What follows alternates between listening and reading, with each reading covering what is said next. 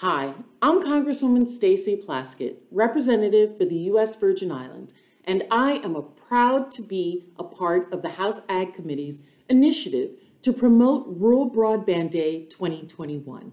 My entire district is considered a rural area, so I and my constituents face a constant struggle with reliable broadband access.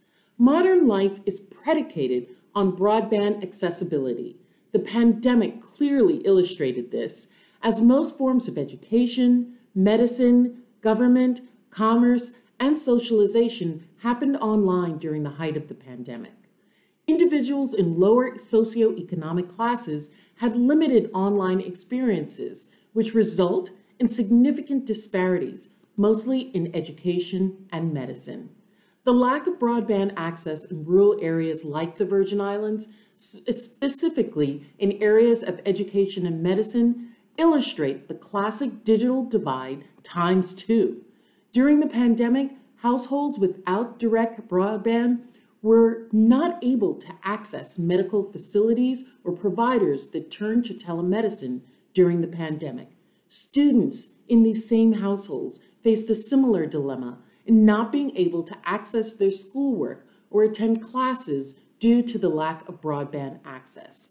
This dual inequality had a tremendous negative impact on Virgin Islanders and individuals in rural areas that was greatly seen during the pandemic and continues today. Improved broadband expansion will give all Virgin Islanders and those individuals who live in rural areas equal and much needed access to online life. That is why I am a huge supporter and co-sponsor of H.R. 4374, the Broadband Internet Connections for Rural America Act. This legislation creates grants for rural areas to provide USDA mapping information regarding the quality, speed, and affordability of broadband service and infrastructure, which is then verified and shared with the FCC and NTIA. This will make rural communities better equipped to be able to accurately map the location of broadband infrastructure and broadband service. Affordable broadband is a building block for healthy communities. As the internet becomes increasingly important in economics, education, and civic life, communities that are left behind pay a higher price for their lack of access.